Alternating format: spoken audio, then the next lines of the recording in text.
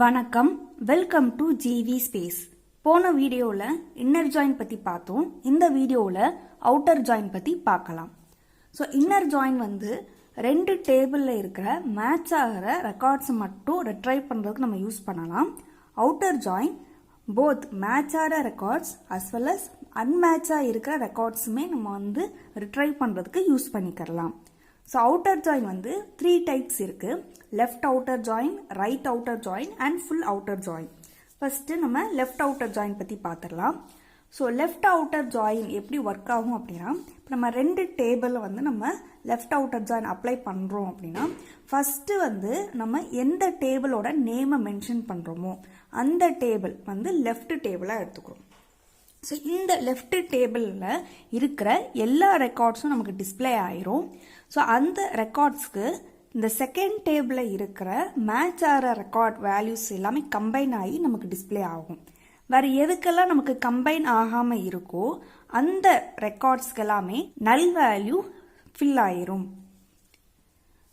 So syntax பார்த்தோம் அப்படின்னா, inner join இருக்கிற இடத்துல லெஃப்ட் அவுட்டர் ஜாயின் அப்படின்னு ரீப்ளேஸ் பண்ணாலே போதும். சேம் சின்டாக்ஸ் தான். இதுக்கு எக்ஸாம்பிள் பார்த்துடலாம். இப்போ எம்ப்ளாயி அண்ட் டிபார்ட்மெண்ட் அப்படின்னு ரெண்டு டேபிள் எடுத்திருக்கோம். இந்த டேபிளில் நம்ம வந்து லெஃப்ட் அவுட்டர் ஜாயின் அப்ளை பண்ண போகிறோம். ஸோ இந்த டிபார்ட்மெண்ட் நம்பர் காமனாக இருக்கு இல்லையா, இந்த காலமை தான் நம்ம வந்து கண்டிஷனுக்கு யூஸ் பண்ண போகிறோம். ஸோ கொரி வந்து பார்த்தோம் அப்படின்னா, நம்ம வந்து எம்ப்ளாயோட ஐடி அண்ட் எம்ப்ளாயோட நேம் அண்ட் இதில் இருந்து டிபார்ட்மெண்ட்டோட நேம், இந்த 3 காலம்ஸும் ரிட்ரைவ் பண்ண போகிறோம். ஸோ இங்கே நம்ம வந்து எம்ப்ளாயி தான் இங்கே லெஃப்ட் டேபிளாக நம்ம வந்து கொடுத்துருக்கோம். ஸோ அப்போ இந்த டேபிளில் இருக்கிற எல்லா ரெக்கார்ட்ஸும் நமக்கு அவுட்புட்டில் டிஸ்பிளே ஆயிரும். ஸோ நெக்ஸ்ட் இங்கே கம்பைன் ஆகிறப்போ இந்த நமக்கு டிபார்ட்மெண்ட் நேம் மட்டும்தானே கொடுத்துருக்கோம்.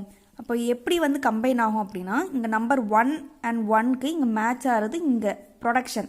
ஸோ அப்போ இவங்களுக்கு ப்ரொடக்ஷன் அப்படிங்கிற வேல்யூ இங்கே டிஸ்பிளே ஆயிரும்.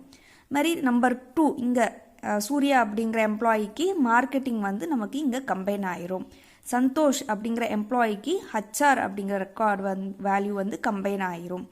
பட் இங்கே வந்து 5 அப்படிங்கிற டிபார்ட்மெண்ட் நம்பருக்கு இங்கே எந்த ஒரு ரெக்கார்டுமே மேட்ச் ஆகிற மாதிரி இல்லை.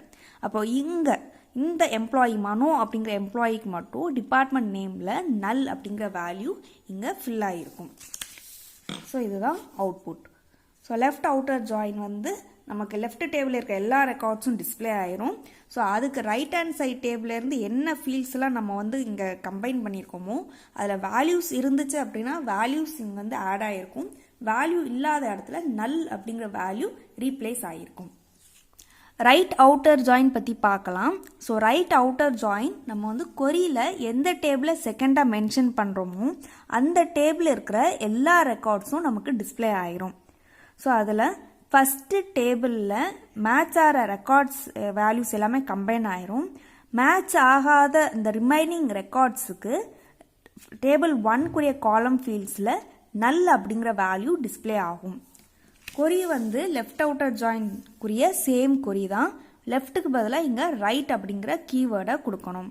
இந்த அவுட்டர் அப்படிங்கிற வேர்ட் வந்து ஆப்ஷனல் தான். ஸோ இதுக்கான எக்ஸாம்பிள் பார்த்துடலாம். So same table left outer join பார்த்தா சேம் டேபிள் தான் எடுத்துருக்கோம். கொரி பார்த்தீங்கன்னா சேம் கொரி தான், ரைட் அவுட்டர் ஜாயின் மட்டும் இங்கே ரீப்ளேஸ் பண்ணியிருக்கோம். ஸோ நம்ம வந்து இப்போ செகண்டாக எந்த டேபிள் மென்ஷன் ஆயிருக்குன்னா டிபார்ட்மெண்ட் அப்படிங்கிற டேபிள் தான் மென்ஷன் ஆயிருக்கு. ஸோ அப்போ இந்த டேபிளில் இருக்கிற இந்த 4 ரெக்கார்ட்ஸும் நமக்கு அவுட்புட்டில் வந்துடும். அப்போது இது வந்து லெஃப்ட் டேபிளில் எந்த ரெக்கார்ட்ஸ்லாம் வரும் அப்படின்னா, இங்கே எதுக்கெல்லாம் மேட்ச் இருக்கோ அந்த ரெக்கார்ட்ஸ் எல்லாமே கம்பைன் ஆயிரும்.